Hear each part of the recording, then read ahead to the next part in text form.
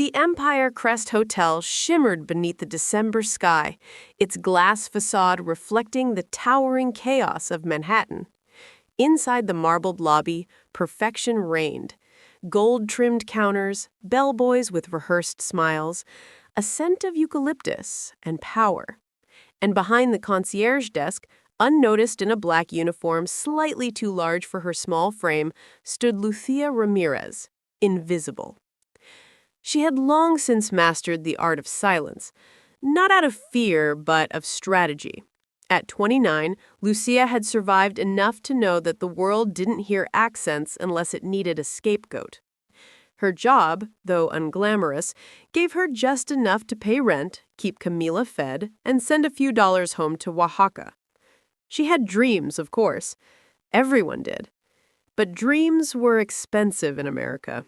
And time was a luxury reserved for citizens. That morning, her shift began like any other, answering calls, fielding complaints from self-important guests, enduring the impatient sighs of coworkers who saw her as furniture. At 9:43 a.m., the lobby changed, not by sound, but by silence.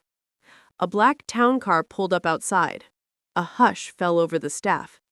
A tall, elderly man emerged guarded by two assistants.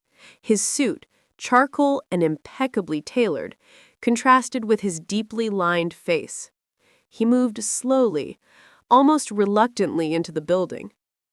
"Some billionaire from Tokyo," whispered Madison, the lead receptionist, under her breath. "He doesn't speak English. Great." Lucia didn't look up. She recognized the energy, not the wealth, but the weight, the grief in his posture. The world had plenty of rich men. What this man carried was different. Sorrow wrapped in silk. The billionaire stopped at the front desk. Madison greeted him with a smile 3 shades too fake. "Welcome to the Empire Crest, sir. Do you have a reservation?" Her voice grew louder with each syllable, as if volume could translate meaning. The man blinked, said nothing. One of the assistants stepped forward and tried to help, but the guest raised a hand, polite but firm. He seemed unwilling to speak unless spoken to in his language. A beat passed. Then another. Murmurs rose. Staff behind Lucia rolled their eyes. One of them whispered, "Maybe he thinks he's too good for us." Lucia's heart beat once, loud and sudden. Her body moved before her doubt could stop it. She stepped forward, past Madison, and bowed gently at the waist. "Ohayo gozaimasu. Go yoyaku wa sarete imasu ka?" "Good morning. Do you have a reservation?" The effect was electric. The man's eyes widened, not just in surprise, but in recognition. Real recognition. The kind no one expects to receive in a foreign land, least of all from someone they didn't see. He spoke softly. "Hai, Takahashi Kenji desu." "Yes, Kenji Takahashi." Lucia nodded, not flinching. "Yokoso, Takahashi-sama. Kochira he dozo." "Welcome, Mr. Takahashi. Please follow me." The lobby held its breath. For a moment, nothing moved. Then Kenji followed her calmly, gracefully. Madison stepped aside, stunned into silence. The assistants trailed behind, confused and irrelevant. Lucia didn't explain herself. She didn't look back. She took him to the private check-in suite, where high-profile guests were shielded from the public. There, with measured humility and flawless Japanese, she completed the check-in, answered his questions, and offered him tea. The billionaire listened intently, then said something simple, something that made her chest tighten. "You remind me of my wife. She learned Japanese just to speak with my mother." Lucia bowed again, lower this time. "I learned it for no reason at all. I just wanted to know how to speak to the world." Kenji gave a soft laugh, brittle, broken, but real. He nodded slowly, then in English, though thickly accented, he added, "You speak to me." And that, in less than 5 minutes, is how everything began to change. From that day forward, Lucia became someone new, not in title or uniform, but in the eyes of one man. Mr. Tanahashi requested her personally for every need: translations, room service arrangements, even walks through the city. The general manager protested, of course. "She's not concierge material," he hissed one morning, red-faced behind the staff hallway. But Kenji Tanahashi didn't care, and billionaires didn't take orders. By the end of the week, Lucia was being escorted by security to and from Kenji's suite like she was made of gold. The rest of the staff watched her like she'd grown wings or horns. Madison gave her clipped smiles. Some of the male bellhops leered, assuming the worst. Lucia ignored it all. She had learned early that to be a woman, an immigrant, and invisible was safer than being seen. But now she was seen, and not just by anyone. Kenji Tanahashi wasn't like the others. He was polite, always, but deeply quiet. His suite overlooked Central Park, yet he rarely opened the curtains. On the third day, he asked if she had a favorite part of the city. She thought about it, then smiled. "Sunset in Flushing Meadows. The colors melt like mango and fire. It reminds me of home." He tilted his head. "Your home is not here." Lucia hesitated. "No, but my daughter, she was born here, so maybe it is now." That night, Kenji asked her to join him for tea. They sat on opposite ends of a long, low table in the suite's private lounge. She poured for him with the care of ceremony. He sipped, then asked, "Do you miss Mexico?" She nodded. "Every day, but not the danger. Just the smell of tortillas on the street, my father's laugh, the sound of rain on a tin roof." He didn't respond for a while. Then, barely above a whisper, he said, "My son died in a car crash 2 years ago. He was all I had left." Lucia felt the air thin around them. She looked down at her hands, the skin dry from hotel soap, the nails short and uneven. "I'm sorry. I've never lost a child, but I have lost everything else before." He closed his eyes. "Then you understand." It was not love, not romance, but something equally rare bloomed between them: empathy without transaction, a shared solitude. In a world built on noise, they spoke in quiet understanding. By the end of the second week, Kenji invited her on a walk, not in Central Park or Fifth Avenue, but in the Bronx. Lucia brought him to a small Dominican bakery where no one cared about his net worth. He ate fried plantains with his fingers, laughed softly at her stories about Camila's obsession with Japanese cartoons, and tried tamarind juice for the first time. "You know, this feels real," he said, licking sugar from his fingers. "It is. Money is a wall. Here, there are only doors."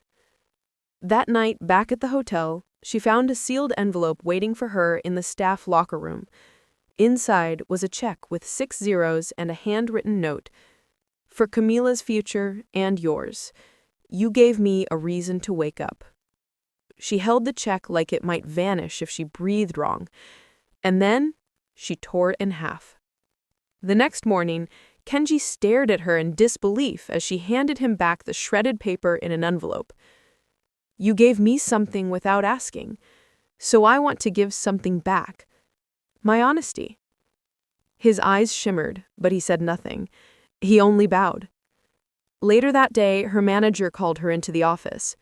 "There are rumors," he said coldly, "about you and Mr. Tanahashi. We can't have impropriety." Lucia met his gaze. "There is no impropriety, only fear." He leaned forward. "Maybe, but fear pays the bills here. Be careful." Outside, Lucia exhaled slowly. The city moved around her, fast, uncaring, but for the first time she felt something shift, not in her status, in her spine. She was standing taller. And somewhere above, behind penthouse windows and unspoken grief, Kenji Tanahashi began to open the curtains. The snow fell heavier by the third week of December, icing over the windows of the Empire Crest like frostbitten lace. Lucia arrived earlier than usual, her scarf pulled tight around her chin, her boots soaked through. Her daughter had coughed all night. Nothing serious, just the flu, but enough to fray her nerves. She hadn't told Mr. Takahashi. He asked about Camila often now, like someone asking about a star that couldn't see but believed in. That morning, she brought him a small gift, a wooden hairpin carved with cranes, bought from a street vendor in Queens. They say cranes live 1,000 years, she told him in Japanese. In Mexico, we don't have cranes like this, but we believe in spirits that carry our stories. He took it with both hands, reverently. In Japan, cranes are a symbol of hope and peace. Lucia didn't answer, but the silence between them had become its own language. That afternoon, something shifted. Kenji received a call, not on his mobile, but through the hotel landline. Lucia was just leaving the suite when she heard his voice tremble. She froze. "No, I told you I don't want the board involved. I'm not going back to Tokyo for that." Pause. "She was my wife. This is personal." The line went dead. He stood there, face pale, hand shaking slightly. Then, seeing Lucia at the door, he exhaled. "Would you walk with me?" he asked suddenly. They didn't speak for 10 minutes as they strolled through a quiet, snowy Central Park. Then, unprompted, he said, "My wife died 4 years ago. Cancer. My son took it harder than anyone. And when he crashed, I buried both of them in silence. I never even spoke at the funeral." Lucia looked at him, waiting. He said, "I made billions building things that could speak to the world, and I couldn't say goodbye." Lucia stopped walking. She reached into her coat pocket and pulled out a folded piece of paper. It was worn, edges torn, scribbled in ink and pencil. It wasn't a letter. It was a prayer. Not to God, but to time. To please stop. To give her just one more day. He folded the paper again, eyes wet. "You carry your pain like I carry mine. Not on your face, but in your breath." She nodded. "It's the immigrant way." Back at the hotel, the whispers got louder. Someone had told the regional manager that Lucia was overstepping. An email was sent, a warning issued. She would be reassigned to backroom operations after the holidays. Lucia didn't cry. She didn't argue. She simply told Mr. Takahashi after pouring his tea, "They want me gone." He was silent for a long time. Then he stood. "Then we leave." She frowned. "What?" "Tomorrow, you and Camila, join me for one day. One real day." Lucia hesitated. "I can't just leave." "You already have," he said softly. "They just haven't realized it." The next morning, before the sun rose, she packed Camila's coat and her own doubts and met Kenji in the hotel's private garage. A car waited. So did a map. Their destination was the Hudson River Valley. The drive upstate was quiet, except for Camila's soft humming in the backseat. Kenji sat beside her, unusually still, his gaze fixed on the passing trees powdered with snow. Lucia kept her hands folded in her lap, unsure of what to say, unsure if this was kindness or madness, taking her child to the countryside with a man she barely knew. But when Camila reached forward and gently touched Kenji's sleeve, whispering, "Are you sad, mister?" something inside Lucia unclenched. Kenji turned to the child and, in perfect Japanese, answered, "Yes, but less now than before." The estate was modest, at least by billionaire standards. nestled in a hollow overlooking a frozen lake. No staff, no cameras, just wood, glass, and quiet. As they entered, Kenji gestured to the walls lined with black and white photographs. A boy in kendo armor, a woman in a kimono, smiling with her eyes closed. A family once whole. This was hers, he said softly. She always wanted a home that didn't feel expensive. Lucia helped prepare dinner in a small, open kitchen, Camila dancing between them with a plastic spatula. Kenji watched from a distance, sipping tea, as if watching a world he never thought he'd touch again. Later that night, after Camila had fallen asleep in one of the guest rooms, Lucia found him outside, staring at the stars. "They told me not to trust you." He didn't look away from the sky. "They told me not to feel anything at all." Lucia stood beside him. "Why me?" He exhaled. "Because you spoke to me in a language I thought the world had forgotten." A gust of wind cut through the silence. Then she asked the question that had been building inside her since the moment she tore up the check. "What do you want from me, Kenji?" This time he looked at her, fully, not as a guest, not as a savior, but as a man who had lost everything, and found in her not a replacement, but a reflection. "I want to give back something the world tried to steal from you." "You can't buy dignity," she said quietly. "I know. That's why I'm not offering money." Lucia stared at him, confused. He stepped inside, returned with a thick envelope, and placed it on the table. Inside is a letter of recommendation to the UN Cultural Diplomacy Program. I sit on the board. Your application is already in. I sent it last week. She opened the envelope, her name, her story, written in perfect Japanese and English. Not exaggerated, just seen. Lucia's hands shook. "Why would you do this?" Kenji smiled. "Because when I met you, I didn't want to live. And now, I don't want to die as the man I was." Tears welled in her eyes, but she blinked them away. "You don't owe me your redemption." "No, but I owe you my honesty." She looked at him long and hard, then finally said the thing she'd feared for weeks. "They're going to fire me anyway." "Then let them," Kenji whispered. "The world has mistaken your silence for weakness. Let them learn the truth the hard way."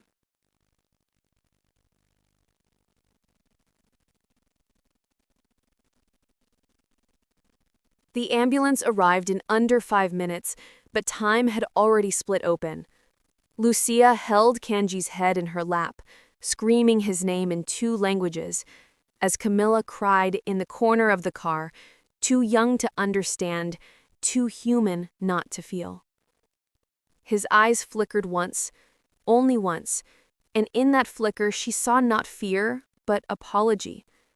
They rushed him to Mount Sinai. Lucia followed with Camilla, her hands trembling, heart thudding like a war drum. At the ER desk, she shouted his name, then realized no one understood who he was. He didn't belong to their system yet.